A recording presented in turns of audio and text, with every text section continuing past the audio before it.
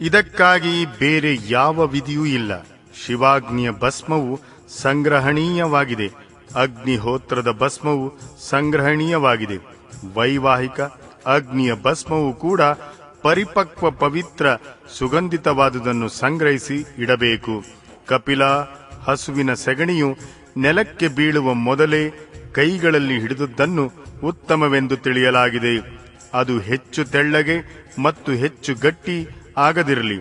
ದುರ್ಗಂಧಯುಕ್ತ ಮತ್ತು ಒಣಗಿದ ಇಲ್ಲದಿದ್ದರೆ ಉತ್ತಮವೆಂದು ತಿಳಿಯಲಾಗಿದೆ. ಅದು ನೆಲಕ್ಕೆ ಬಿದ್ದಿದ್ದರೆ ಅದರಲ್ಲಿ ಮೇಲಿನ ಮತ್ತು ಕೆಳಗಿನ ಭಾಗವನ್ನು ಬಿಟ್ಟು ನಡುವಿನ ಭಾಗವನ್ನು ತೆಗೆದುಕೊಳ್ಳಬೇಕು. ಆ ಸೆಗಣಿಯು ಉಂಡೆ ಮಾಡಿ ಅದನ್ನು ಶಿವಾಗ್ನಿಯಲ್ಲಿ ಮೂಲ ಮಂತ್ರದಿಂದ ಹಾಕಬೇಕು. ಅದು ಸುಟ್ಟು ಕೆಂಡವಾದಾಗ ತೆಗೆಯಬೇಕು. ಅದರಲ್ಲಿ ಅರ್ಧ ಸುಟ್ಟು ಮತ್ತು ಹೆಚ್ಚು ಸುಟ್ಟು ಹೋದುದನ್ನು ಬಿಟ್ಟು ಬಿಳಿಯಾದ ಭಸ್ಮವನ್ನು ತೆಗೆದುಕೊಂಡು ಅದನ್ನು ಅರೆದು ಚೂರ್ಣ ಮಾಡಬೇಕು. ಬಳಿಕ ಅದನ್ನು ಭಸ್ಮವನ್ನಿಡುವ ಪಾತ್ರೆಯಲ್ಲಿ ತುಂಬಿಡಬೇಕು. ಭಸ್ಮ ಪಾತ್ರವು ಧಾತುವಿನ ಕಟ್ಟಿಗೆಯ, ಮಣ್ಣಿನ, ಕಲ್ಲಿನ ಅಥವಾ ಬೇರೆ ಯಾವುದೇ ವಸ್ತುವಿನಿಂದ ಮಾಡಿದುದಾಗಿರಬೇಕು. ಅದು ನೋಡಲು ಸುಂದರವಾಗಿರಬೇಕು. ಅದರಲ್ಲಿ ಇಟ್ಟ ಭಸ್ಮವನ್ನು ಧನದಂತೆ ಯಾವುದಾದರೂ ಶುಭ, ಶುದ್ಧ ಹಾಗೂ ಸಮತಲ ಸ್ಥಾನದಲ್ಲಿ ಇಡಬೇಕು. ಯಾವನೇ ಅಯೋಗ್ಯ ಅಥವಾ ಅಪವಿತ್ರನ ಕೈಗೆ ಭಸ್ಮವನ್ನು ಕೊಡಬಾರದು. ಅಪವಿತ್ರ ಸ್ಥಾನದಲ್ಲಿಯೂ ಕೆಳಗೆ ಹಾಕಬಾರದು. ಕೆಳಗಿನ ಅಂಗಗಳಿಗೆ ಅದನ್ನು ಸ್ಪರ್ಶಿಸಬಾರದು. ಭಸ್ಮವನ್ನು ಉಪೇಕ್ಷಿಸಬಾರದು ಅಥವಾ ದಾಟಬಾರದು. ಶಾಸ್ತ್ರೋಕ್ತ ಸಮಯದಲ್ಲೇ ಆ ಪಾತ್ರೆಯಿಂದ ಭಸ್ಮವನ್ನು ತೆಗೆದು ಮಂತ್ರೋಚ್ಚಾರ ಪೂರ್ವಕ ಹಣೆಯ ಮೊದಲಾದ ಅಂಗಗಳಿಗೆ ಹಚ್ಚಬೇಕು. ಇತರ ಸಮಯದಲ್ಲಿ ಅದನ್ನು ಉಪಯೋಗಿಸಬಾರದು ಮತ್ತು ಅಯೋಗ್ಯ ವ್ಯಕ್ತಿಗಳ ಕೈಯಲ್ಲಿಯೂ ಕೊಡಬಾರದು. ಭಗವಾನ್ ಶಿವನನ್ನು ವಿಸರ್ಜಿಸುವ ಮೊದಲೇ ಭಸ್ಮವನ್ನು ಸಂಗ್ರಹಿಸಬೇಕು. ಏಕೆಂದರೆ ವಿಸರ್ಜಿಸಿದ ಬಳಿಕ ಅದರ ಮೇಲೆ ಚಂಡಿಕೇಶ್ವರನಿಗೆ ಅಧಿಕಾರ ಬರುತ್ತದೆ. ಅಗ್ನಿ ಕಾರ್ಯವು ನೆರವೇರಿಸಿದ ಬಳಿಕ ಶಿವಶಾಸ್ತ್ರೋಕ್ತ ಮಾರ್ಗದಿಂದ ಅಥವಾ ತಮ್ಮ ಗೃಹ ಸೂತ್ರದಲ್ಲಿ ತಿಳಿಸಿದ ವಿಧಿಯಿಂದ ಬಲಿಕರ್ಮವನ್ನು ಮಾಡಲಿ. ಅನಂತರ ಚೆನ್ನಾಗಿ ಸಾರಿಸಿ ರಚಿಸಿದ ಮಂಡಲದಲ್ಲಿ ವಿದ್ಯಾಸನವನ್ನು ಹಾಸಿ ವಿದ್ಯಾಕೋಶವನ್ನು ಸ್ಥಾಪಿಸಿ ಕ್ರಮವಾಗಿ ಪುಷ್ಪಾದಿಗಳಿಂದ ಪೂಜೆ ಮಾಡಲಿ.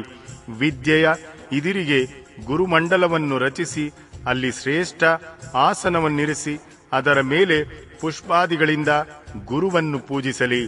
ಅನಂತರ ಪೂಜ್ಯರನ್ನು ಪೂಜಿಸಿ ಹಸಿದವರಿಗೆ ಭೋಜನ ಮಾಡಿಸಲಿ. ಅನಂತರ ಸ್ವತಃ ಸುಖವಾಗಿ ಶುದ್ಧ ಅನ್ನವನ್ನು ಭೋಜನ ಮಾಡಲಿ. ಆ ಅನ್ನವನ್ನು ತತ್ಕಾಲ್ ಭಗವಾನ್ ಶಿವನಿಗೆ ನಿವೇದಿಸಿರಬೇಕು ಅಥವಾ ಅವನ ಪ್ರಸಾದವಾಗಿರಬೇಕು. ಅದನ್ನು ಆತ್ಮಶುದ್ಧಿಗಾಗಿ ಶ್ರದ್ಧೆಯಿಂದ ಭೋಜನ ಮಾಡಬೇಕು.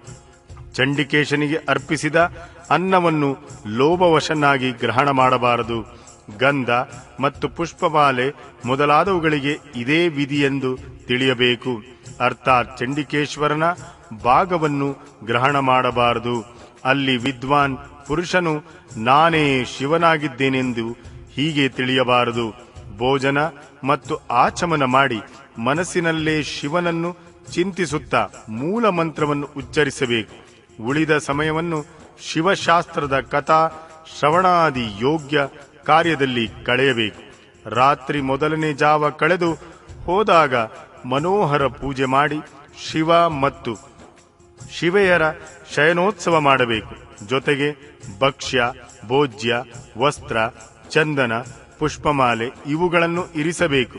ಮನಸ್ಸಿನಿಂದ ಮತ್ತು ಕ್ರಿಯೆಯ ಮೂಲಕ ಎಲ್ಲಾ ಸುಂದರ ವ್ಯವಸ್ಥೆ ಮಾಡಿ ಪವಿತ್ರನಾಗಿ ಮಹಾದೇವನ ಮತ್ತು ಮಹಾದೇವಿಯ ಚರಣಗಳ ಬಳಿ ಮಲಗಬೇಕು.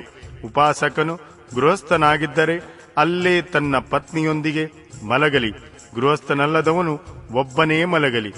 ಉಪಕಾಲ ಬಂದದ್ದನ್ನು ತಿಳಿದು ಮನಸ್ಸಿನಲ್ಲೇ ಪಾರ್ವತೀದೇವಿ ಹಾಗೂ ಪಾರ್ಷದರ ಸಹಿತ ಅವಿನಾಶಿ ಭಗವಾನ್ ಶಿವನಿಗೆ ಪ್ರಣಾಮ ಮಾಡಿ ದೇಶೌ ಕಾಲೋಚಿತ ಕಾರ್ಯ ಮತ್ತು ಶೌಚಾದಿ ಕೃತ್ಯಗಳನ್ನು ಪೂರ್ಣಗೊಳಿಸಲಿ. ಪುನಃ ಯಥಾಶಕ್ತಿ ಶಂಕಾದಿ ವಾದ್ಯಗಳ ದಿವ್ಯ ದ್ವಿಗಳಿಂದ ಮಹಾದೇವ ಮತ್ತು ಮಹಾದೇವಿಯನ್ನು ಎಬ್ಬಿಸಬೇಕು. ಇದಾದ ಬಳಿಕ ಆಗಲೇ ಅರಳಿದ ಪರಮ ಸುಗಂಧಿತ ಪುಷ್ಪಗಳಿಂದ ಶಿವೆ ಮತ್ತು ಶಿವನ ಪೂಜೆ ಮಾಡಿ ಹಿಂದೆ ಹೇಳಿದಂತೆ ಕಾರ್ಯವನ್ನು ಪ್ರಾರಂಭಿಸಲಿ. ಅಧ್ಯಾಯ 26, 27 ಮುಕ್ತಾಯ, 28 ಆರಂಭ. ಕಾಮ್ಯ ಕರ್ಮದ ಪ್ರಸಂಗದಲ್ಲಿ ಶಕ್ತಿ ಸಹಿತ ಪಂಚಮುಖ ಮಹಾದೇವನ ಪೂಜೆಯ ವಿಧಾನದ ವರ್ಣನೆ. ಅನಂತರ ಶಿವಾಶ್ರಮ ಸೇವಿಗಳಿಗೆ ನೈಮಿತ್ತಿಕ ಕರ್ಮದ ವಿಧಿಯನ್ನು ತಿಳಿಸಿ ಉಪಮನ್ಯುವು ಹೇಳಿದನು, ಯದುನಂದನನೇ, ಈಗ ನಾನು ಇಹಲೋಕದಲ್ಲಿ ಮತ್ತು ಪರಲೋಕದಲ್ಲಿ ಫಲವನ್ನು ಕೊಡುವ ಕಾಮ್ಯ ಕರ್ಮವನ್ನು ವರ್ಣಿಸುವೆನು. ಶಿವನಲ್ಲಿ ಆಶ್ರಿತರಾಗಿ ಜ್ಞಾನ ಯಜ್ಞದಲ್ಲಿ ತತ್ಪರರಾಗಿರುವವರನ್ನು ಶೈವರೆಂದು ಹೇಳುತ್ತಾರೆ. ಶಿವಾಶ್ರಿತನಾದ ಭಕ್ತನು ಭೂತಳದಲ್ಲಿ ಕರ್ಮಯಜ್ಞದಲ್ಲಿ ಸಂಲಗ್ನನಾಗಿರುವರು. ಮಹಾನ್ ಈಶ್ವರನ ಯಜನ ಮಾಡುವುದರಿಂದ ಅವರನ್ನು ಮಹೇಶ್ವರರೆಂದು ಹೇಳಲಾಗಿದೆ. ಅದಕ್ಕಾಗಿ ಜ್ಞಾನ ಯೋಗಿ ಶೈವರು ತನ್ನೊಳಗೆ ಭಾವನೆಯ ಮೂಲಕ ಕರ್ಮದ ಅನುಷ್ಠಾನವನ್ನು ಮಾಡಬೇಕು. ಕರ್ಮಪರಾಯಣ ಮಹೇಶ್ವರರು ಹೊರಗೆ ವಿಹಿತ ದ್ರವ್ಯಗಳಿಂದ ಕರ್ಮಗಳನ್ನು ನೆರವೇರಿಸಬೇಕು. ಮುಂದೆ ತಿಳಿಸಲಾಗುವ ಕರ್ಮದ ಪ್ರಯೋಗದಲ್ಲಿ ಅವರಿಗಾಗಿ ಯಾವುದೇ ಭೇದವಿಲ್ಲ. ಗಂಧ, ವರ್ಣ, ರಸ ಮೊದಲಾದವುಗಳಿಂದ ವಿಧಿಪೂರ್ವಕ ಭೂಮಿಯನ್ನು ಪರೀಕ್ಷಿಸಿ ಮನಸ್ಸಿಗೆ ಬಂದ ಸ್ಥಾನದಲ್ಲಿ ಚಪ್ಪರವನ್ನು ಹಾಕಿ ಆ ಸ್ಥಾನವನ್ನು ಸಾರಿಸಿ ಕನ್ನಡಿಯಂತೆ ಸ್ವಚ್ಛಗೊಳಿಸಬೇಕು. ಅನಂತರ ಶಾಸ್ತ್ರೋಕ್ತ ಮಾರ್ಗದಿಂದ ಮೊದಲಿಗೆ ಪೂರ್ವ ದಿಕ್ಕನ್ನು ನಿರ್ಣಯಿಸಿ ಆ ದಿಕ್ಕಿನಲ್ಲಿ 1 ಅಥವಾ 2 ಹಸ್ತದ ಮಂಡಲವನ್ನು ನಿರ್ಮಿಸಬೇಕು. ಆ ಮಂಡಲದಲ್ಲಿ ಸುಂದರ ಅಶ್ವದಳ ಕಮಲವನ್ನು ಬರೆಯಬೇಕು. ಕಮಲದಲ್ಲಿ ಕರ್ಣಿಕೆಯೂ ಇರಬೇಕು. ಸಾಧ್ಯವಾದರೆ ಸಂಚಿತ ರತ್ನ ಸುವರ್ಣಗಳಿಂದ ಅದನ್ನು ನಿರ್ಮಿಸಲಿ. ಅದು ಅತ್ಯಂತ ಶೋಭಾಯುಕ್ತವಾಗಿದ್ದು 5 ಆವರಣಗಳಿಂದ ಕೂಡಿರಬೇಕು. ಕಮಲದ 8 ದಳಗಳಲ್ಲಿ ಪೂರ್ವಾದಿ ಕ್ರಮದಿಂದ ಅಣಿ ಮಾಡಿ 8 ಸಿದ್ಧಿಗಳನ್ನು ಕಲ್ಪಿಸಬೇಕು. ಅದರ ಕೇಸರದಲ್ಲಿ ಶಕ್ತಿ ಸಹಿತ ವಾಮದೇವ ಆದಿ 8 ರುದ್ರರನ್ನು ಪೂರ್ವಾದಿ ದಳಗಳಲ್ಲಿ ಸ್ಥಾಪಿಸಬೇಕು. ಕಮಲದ ಕರ್ಣಿಕೆಯಲ್ಲಿ ವೈರಾಗ್ಯವನ್ನು ಸ್ಥಾಪಿಸಲಿ. ಬೀಜಗಳಲ್ಲಿ ನವಶಕ್ತಿಗಳನ್ನು ಸ್ಥಾಪಿಸಲಿ. ಕಮಲದ ಕಂದೆಯಲ್ಲಿ ಶಿವ ಸಂಬಂಧಿ ಧರ್ಮ ಮತ್ತು ನಾಳದಲ್ಲಿ ಶಿವ ಸಂಬಂಧಿ ಜ್ಞಾನವನ್ನು ಭಾವಿಸಬೇಕು. ಕರ್ಣಿಕೆಯ ಮೇಲೆ ಅಗ್ನಿಮಂಡಲ, ಸೂರ್ಯಮಂಡಲ ಮತ್ತು ಚಂದ್ರಮಂಡಲವನ್ನು ಭಾವಿಸಬೇಕು. ಈ ಮಂಡಲಗಳ ಮೇಲೆ ಶಿವತತ್ವ, ವಿದ್ಯಾತತ್ವ, ಆತ್ಮತತ್ವಗಳನ್ನು ಚಿಂತಿಸಬೇಕು.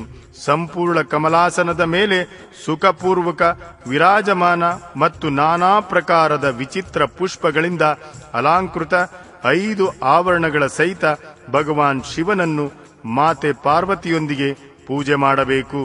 ಅವನ ಅಂಗಕಾಂತಿಯು ಶುದ್ಧ ಸ್ಫಟಿಕದಂತೆ ಉಜ್ವಲವಾಗಿದೆ. ಅವನು ಸತತ ಪ್ರಸನ್ನನಾಗಿದ್ದು ಅವನ ಪ್ರಭೆ ಶೀತಲವಾಗಿದೆ. ಮಸ್ತಕದಲ್ಲಿ ವಿದ್ಯುನ್ಮಂಡನದಂತೆ ಹೊಳೆಯುವ ಜಟಾರೂಪಿ ಕಿರೀಟವು ಅವನ ಶೋಭೆಯನ್ನು ಹೆಚ್ಚಿಸಿದೆ. ವ್ಯಾಘ್ರ ಚರ್ಮನು ಧರಿಸಿದ್ದು ಅವನು ಮುಖಾರವಿಂದದಲ್ಲಿ ಸ್ವಲ್ಪ ಸ್ವಲ್ಪ ಮಂದ ಮುಗುಳ್ನಗೆಗೆ ಕಂಗೊಳಿಸುತ್ತದೆ. ಅವನ ಅಂಗೈ ಮತ್ತು ಅಂಗಾಲುಗಳು ಕೆಂಪಾದ ಕಮಲದಂತೆ ಅರುಣ ಪ್ರಭೆಯಂತೆ ಹೊಳೆಯುತ್ತವೆ. ಆ ಭಗವಾನ್ ಶಿವನು ಸಮಸ್ತ ಶುಭ ಲಕ್ಷಣಗಳಿಂದ ಸಂಪನ್ನನಾಗಿ ಎಲ್ಲಾ ರೀತಿಯ ಆಭೂಷಣಗಳಿಂದ ವಿಭೂಷಿತನಾಗಿರುವನು. ಅವನ ಕೈಗಳಲ್ಲಿ ಉತ್ತಮೋತ್ತಮ ದಿವ್ಯ ಆಯುಧಗಳು ಶೋಭಿಸುತ್ತಿದ್ದು ಅಂಗಗಳಲ್ಲಿ ದಿವ್ಯ ಗಂಧವನ್ನು ಲೇಪನ ಮಾಡಿದೆ. ಅವನಿಗೆ 5 ಮುಖಗಳಿದ್ದು 10 ಭುಜಗಳೂ ಇವೆ. ಅರ್ಧಚಂದ್ರನು ಶಿಖಾಮಣಿಯಾಗಿರುವನು. ಅವನ ಪೂರ್ವದ ಮುಖವು ಪ್ರಾತಃ ಕಾಲ ಸೂರ್ಯನಂತೆ ಅರುಣ ಪ್ರಭೆಯಿಂದ ಬೆಳಗುತ್ತಾ ಸೌಮ್ಯವಾಗಿದೆ. ಅದರಲ್ಲಿ 3 ನೇತ್ರರೂಪಿ ಕಮಲಗಳು ಅರಳಿವೆ ಹಾಗೂ ತಲೆಯಲ್ಲಿ ಬಾಲಚಂದ್ರನ ಕಿರೀಟವೂ ಶೋಭಿಸುತ್ತದೆ. ದಕ್ಷಿಣದ ಮುಖವು ನೀಲ ಮೇಘದಂತೆ ಶ್ಯಾಮಲ ಪ್ರಭೆಯಿಂದ ಹೊಳೆಯುತ್ತದೆ. ಅದರ ಹುಬ್ಬುಗಳು ಡೊಂಕಾಗಿವೆ, ನೋಡಲು ಭಯಂಕರವಾಗಿದೆ. ಅದರಲ್ಲಿ ದುಂಡಾದ ಕೆಂಪು ಕೆಂಪು ಕಣ್ಣುಗಳು ಕಂಗೊಳಿಸುತ್ತಿವೆ. ಕೋರೆ ದಾಡೆಗಳಿಂದಾಗಿ ಆ ಮುಖವು ವಿಕರಾಳವಾಗಿ ಕಂಡುಬರುತ್ತಿತ್ತು. ಅವನನ್ನು ಪರಾಭವಗೊಳಿಸುವುದು ಯಾರಿಗೂ ಸಾಧ್ಯವಿಲ್ಲ. ಅವನ ಕೆಳತುಟಿಯು ಅದುರುತ್ತಿದೆ. ಉತ್ತರದ ಮುಖವು ಹವಳದಂತೆ ಕೆಂಪಾಗಿದೆ. ಕೆಂಪು ಕಪ್ಪಾದ ಕೇಶಪಾಶಗಳು ಅವನ ಶೋಭೆಯನ್ನು ಹೆಚ್ಚಿಸಿವೆ. ಅದರಲ್ಲಿ ವಿಭ್ರ ಮಾನಸ ವಿಲಾಸದಿಂದ ಕೂಡಿದ 3 ನೇತ್ರಗಳಿವೆ ಮತ್ತು ಮಸ್ತಕದಲ್ಲಿ ಅರ್ಧ ಚಂದ್ರಮಯ ಮುಕುಟವು ಶೋಭಿಸುತ್ತಿದೆ.